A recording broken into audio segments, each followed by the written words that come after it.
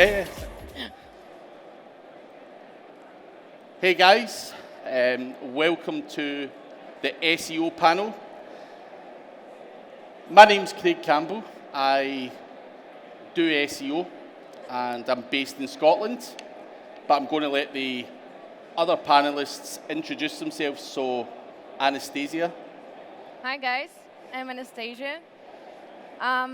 I work as a team leader of sales.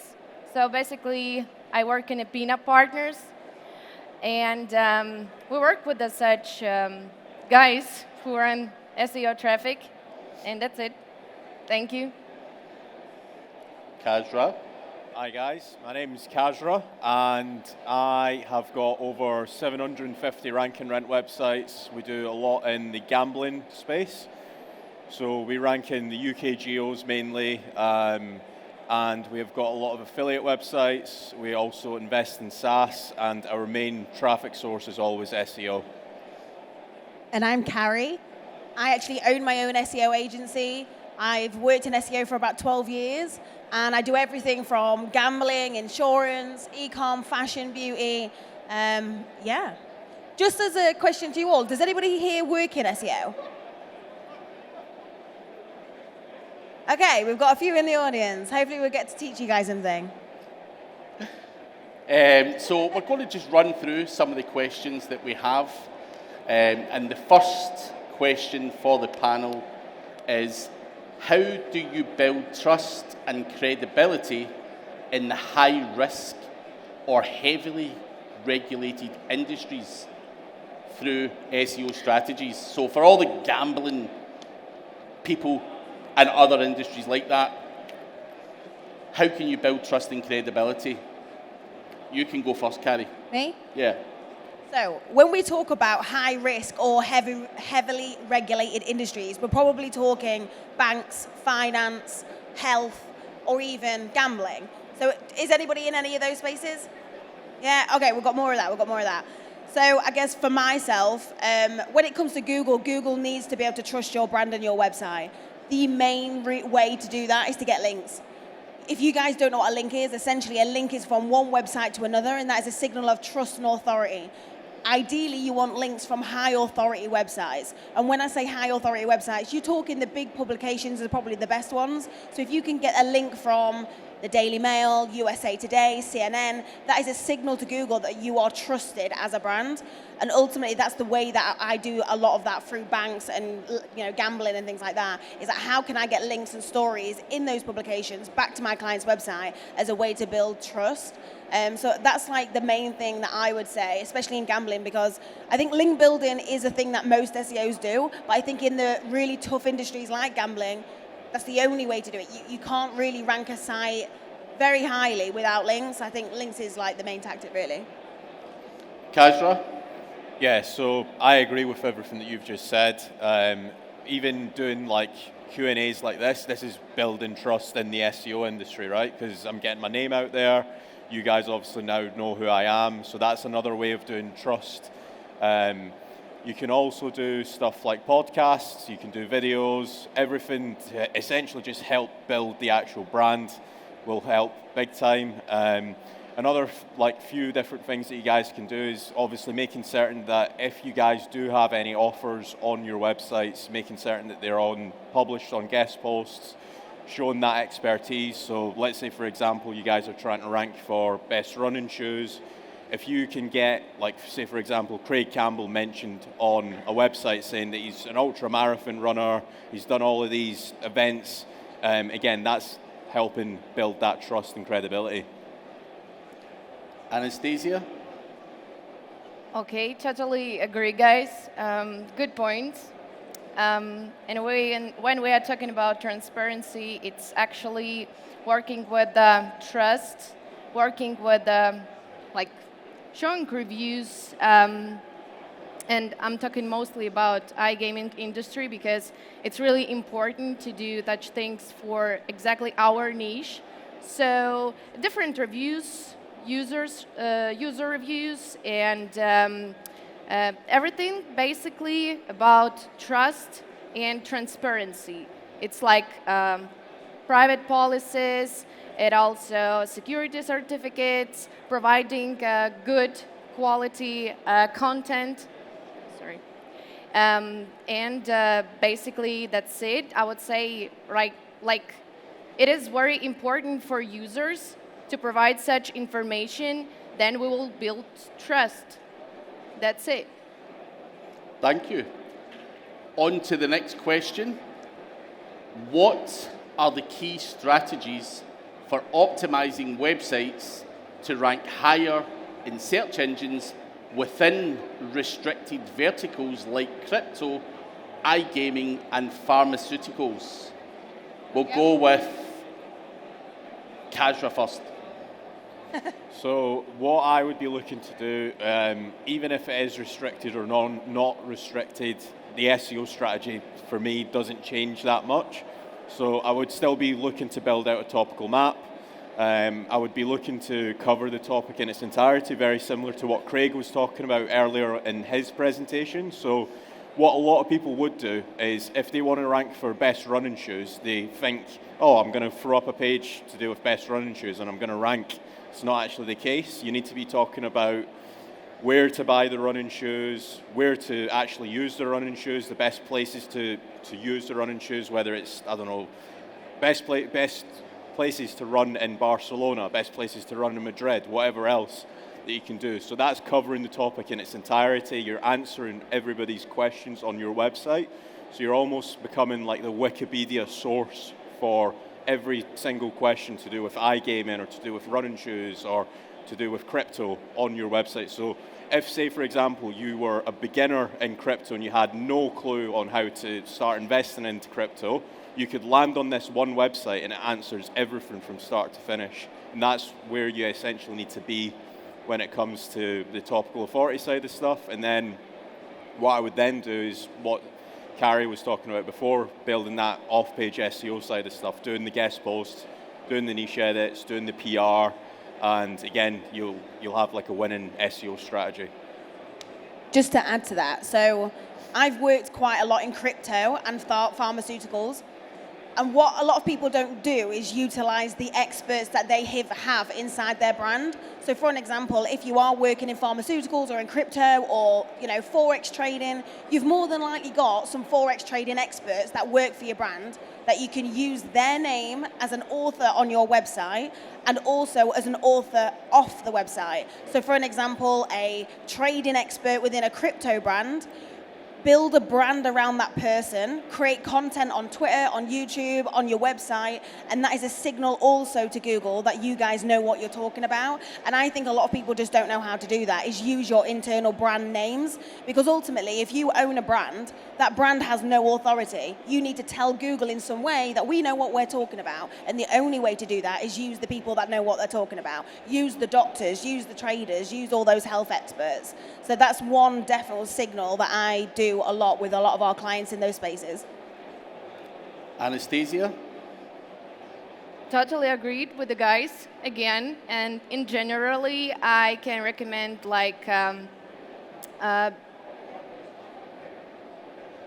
don't know, like basic points,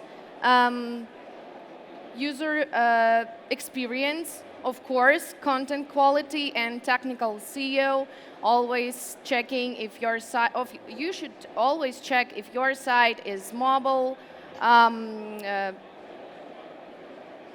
mobile fast, if it's have a good loading time, and use such tools to improve it. So that's actually how we built this strategy. I think so. Perfect. We'll move on to the next question. Keyword strategy, which is something every SEO does, but how do we approach that where the keywords are either overly competitive or have certain restrictions on the the usage of those keywords? So Anastasia, you can go first. If we are talking about such industries as iGaming, then we need to use long tail keywords because they become invaluable. I would say that they will help to close the gaps, all gaps, and use this amount of traffic from long tail keywords to provide you better results with the quality, with the specific questions that you can close to. That will basically help you. One thing that I do as well, so when it comes to keyword research, often people go for the big terms, and often that's very competitive, it's hard to kind of rank in those terms, but what I do is try flip it on its head and actually look at what is the problem. So what is the problem that the person has, and often they search for the problem when it comes to Google. So say it's they've lost money or something, or they can't get a refund or whatever, look at what those long tail keywords are and go target those ones instead. So problem-based keyword research is a lot more effective, because then ultimately you're also positioning your brand as an expert in solving people's problems, and I think they're a little bit less competitive rather than going after the big keyword. So my answer to this is a bit controversial. I feel like keyword research is dead. I do more so topical research. So back to what I was saying before, there's obviously traffic tiers to this, right? So if you go and register a domain tomorrow, bestgamblingsites.co.uk or bestgamblingsites.com, and you were to go and throw up a page to do with a list of best gambling sites, you're not going to rank, right? You want to essentially build up the traffic tiers. So what you're going to want to do is you're going to want to find the most commonly asked questions using people also ask, using the Google alphabet soup method. All of these will have search volume, and tools like Ahrefs and SEMrush won't even show any of these as having search volume.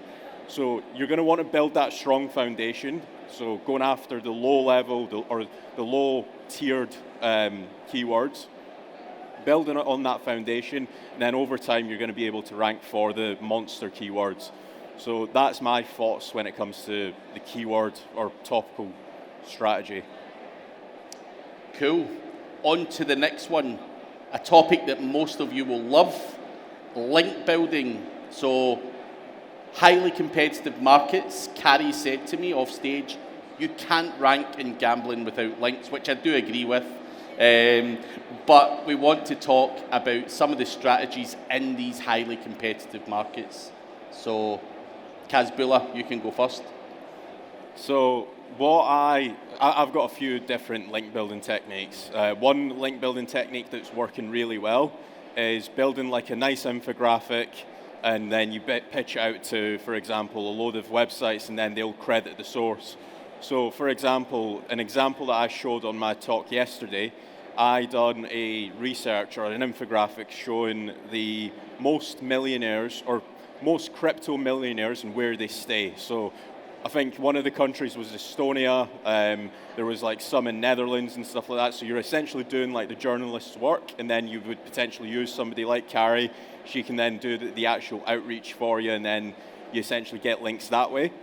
Another strategy that I like to use is, let's say I'm a competitor to Craig, we're both trying to rank for best gambling sites, and we might already have a link from 123.com, right? Random website. Now that website is exactly the same value because I've got a link, Craig's got a link, Carrie might also have a link. What I like to do is essentially build links or build tier 2 links through to my 123.com, meaning my link then would be the most powerful out of all three of us, which would mean I get the most page rank through to my website. And a lot of people are getting like these high publication sites such as Business Insider, Forbes, etc. And if you think how many pages there are on Forbes and the amount of page rank you actually get back to your website, it's not that much. So you might have went and spent, let's say, 2K acquiring a Forbes link or a Business Insider link. You may as well supercharge that link with some tier 2 links going through to it. And essentially you get more page rank going through back to your website. I think one of the easiest strategies for like safe link building is commentary. So what I mean by that is, say if you're in gambling or if you're in the stocks and like share market or anything like that, commenting on regular news. I'm actually going to tell you a bit of a story. So often it's very difficult to get links to your website for the big keywords. And actually what you need to figure out is what is the media talking about? What is normal people talking about on social media and things like that? I don't know if you guys saw it, but it was like a year ago. There was like so many UFO spottings in America. There was like viral videos on TikTok. Everybody was spotting UFOs, weird things happening in the sky. So we actually worked with a big gambling company in the US, and we basically pushed out commentary from that brand of the odds of seeing a UFO in your state. It went viral. And it was just one comment. These are the odds of seeing the UFO in Vegas versus New York versus LA, and it got like over 200 links. So what we did is we put ourselves at the center of a story that everybody was already talking about, these weird UFO sightings, and then applied it to our product. So I think that commentary really works, and it's a fast, effective way of getting links. I said a lot of about strategy, and I just can say as a result, we need to increase visibility, using and participating in different forums, sites, but it's really important to collaborate with really authority sources. So I would say like that. And yeah, remember the rule. Quality over quantity.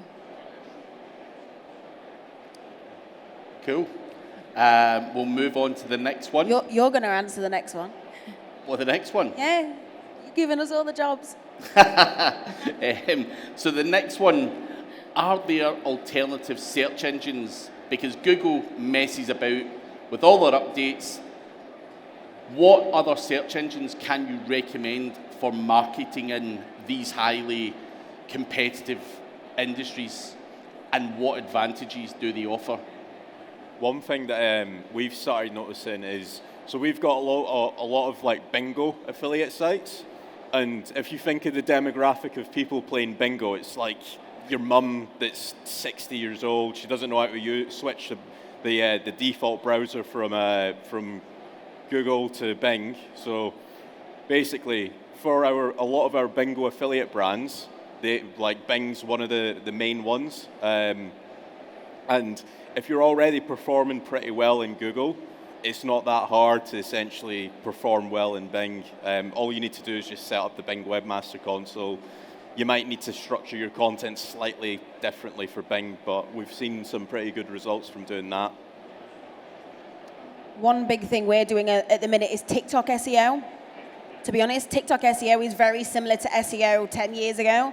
It's all about putting the right keywords in the content. That's it. It's quite easy. And when it comes to sports gambling, betting, casinos, anything like that, the content on TikTok is literally getting millions and millions of views. Like if you type in on TikTok, I don't know, Vegas casinos, you want to see the amount of millions of people that are literally viewing that content, and the search volumes are so high. The way to optimize your video, there's so many little hacks, but if you put the keyword in the video and drag it off the screen, that is a signal to TikTok's algorithm that is about that keyword. That's ultimately what the algorithm is looking for. Tell me what this video is about, and that by putting the keyword in the video but dragging it off the screen, that's just telling the algorithm what this is about. One of the most powerful aspects of the algorithm, though, is voice. So if you mention the keyword in the first 3 seconds, that's also a signal to TikTok's algorithm what this video is about, and it can highly rank on that platform as well. I do think TikTok SEO is an area that will grow over the next 12 months. It's something that I'm championing, because what's happening in the industry at the minute is search volumes are declining on Google, and it's not because people aren't buying or searching for that product anymore, or brand or service. It's actually because they're going to different channels: YouTube, Reddit, Pinterest. So yeah, I think looking at different platforms is definitely something you should guys consider. So for Anastasia, we're asking, what other search engines can we look at for traffic? Apart from Google, where else can we get traffic from? If we're talking about gambling, then I can say a lot of, but about other industries, of course, it's not so specific for me. Of course, we can diversify for like a TikTok or the guy says. But we also have different sources as, I don't know, like emailing, push, pop, SEO, yeah. And if you want to talk more about this, then you can discuss with me. Thank you. Sorry, I'm a little nervous, I know. I hope that you guys will understand me. I'm sure you're fine.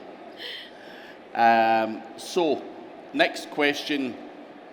What risk management strategies are crucial when tackling SEO in these highly competitive sectors?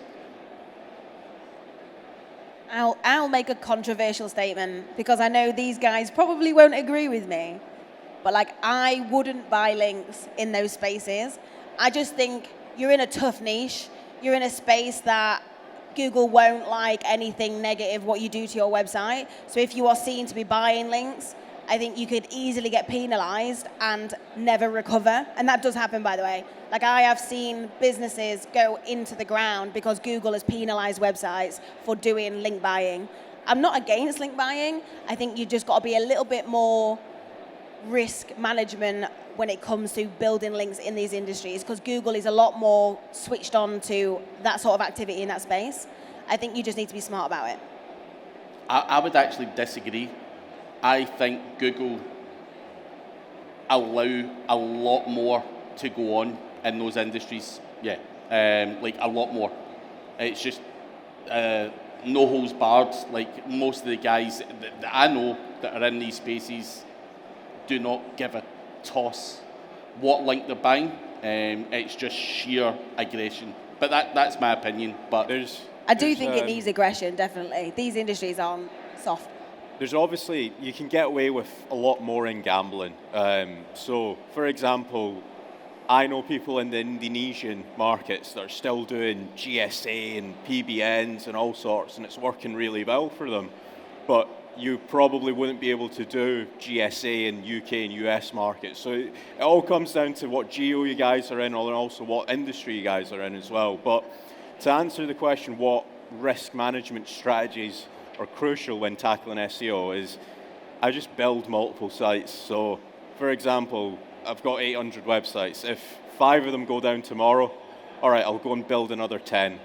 That's my strategy.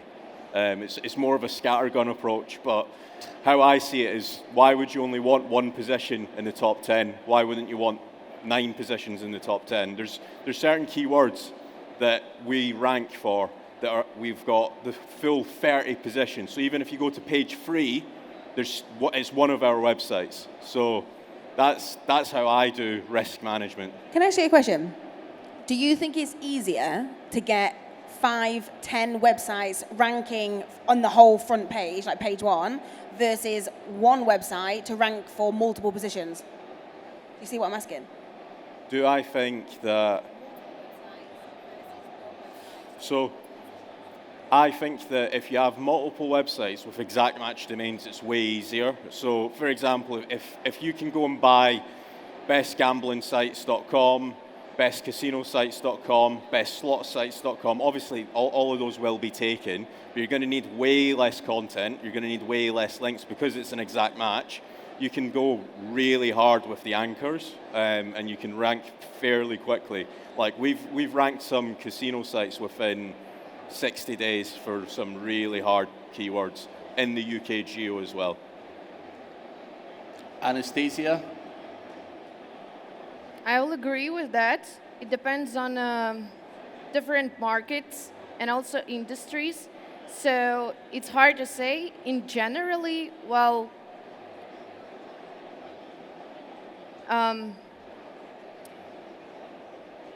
it's easier to answer like that because always need to understand the details, right? So then we know what market is that, what industry, what a specific thing that we need to use That's it. So we have about 5 minutes left, so we'll try and get one or two more questions in. I'm going to skip a couple of those. The next one that I want to talk about is social media and what role that plays in these competitive markets. Now, Carrie, you've mentioned TikTok is doing well in gambling, but Anastasia, I'm going to come to you first. How do you see social media and the role of social media in your industry? I would say it can increase the trust for your website, but also depends on what social media it will be. As I said, like quality, the main thing to check authority also, and we need to remember about that. So that's role. What do you think? Kazbula? So obviously we're all SEOs, we're all pretty dodgy in one way, shape or form. Google doesn't like us. I think if we do social, it's obviously just trying to build a brand, right? So I don't know about what a lot of you guys do, but whenever I'm building one of these websites, I'm trying to make it look as natural as possible. So the go-to strategy is, right, okay, are my competitors posting on social media? Are they getting referral traffic from social media? All right, I may as well do it because it's another tick in the box. I'm getting referral traffic from potentially TikTok or Twitter or Facebook or wherever else. So I just feel like it should be done, but it's nothing to say, oh, I'm going to spend 15 hours a day doing. Just go and build more content and do more links that you're going to rank. One little update that's happened on Google recently is Google has actually started to pull through people's social media following into the Google SERP. And that, to us, is a signal that Google is taking that serious. So if you have 5,000, 10,000, 20,000 followers on Twitter, for an example, that is clearly a signal to Google that you know what you're talking about. You've got an audience, you've got a community. And Google uses that as a way to signify this website that they work on or work for clearly is an authoritative. So it's interesting that social media, your engagement and your following is now a signal in Google SERPs as well. Perfect. So we've got 2.5 minutes. I'm just going to pick one at random because it's a topic that everyone talks about. AI. How can we utilize AI in these industries? I have started using it for content writing. So I think that AI content writing is way better than handwritten content. If you think of it, you're going and hiring a content writer that's just graduated out of university.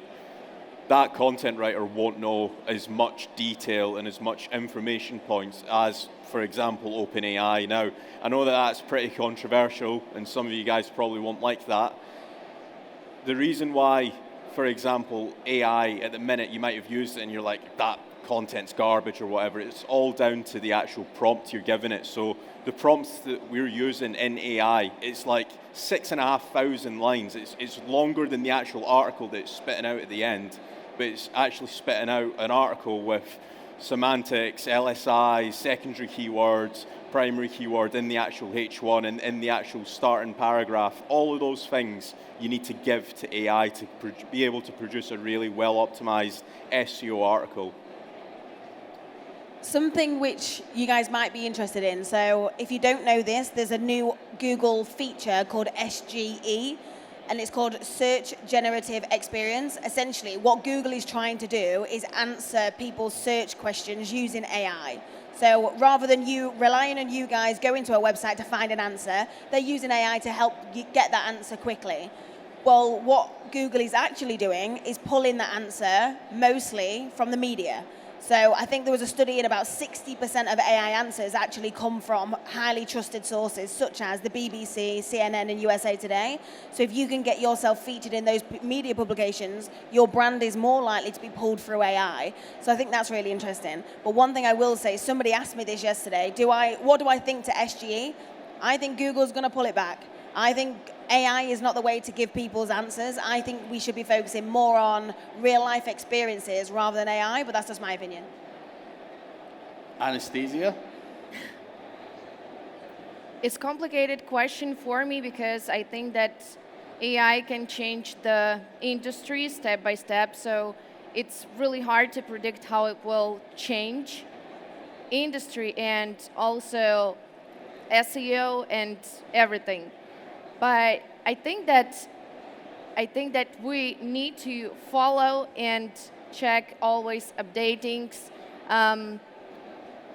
We need to always know what's going on because AI is really interesting thing. So we can use it, I think, for the best, and I hope so.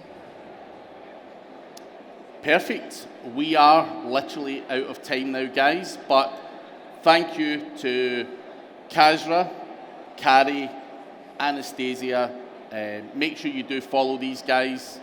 And at the end of this, I believe that you're allowed to vote. So give us a little vote as well, guys, and make sure that we win this as the best Q&A panel.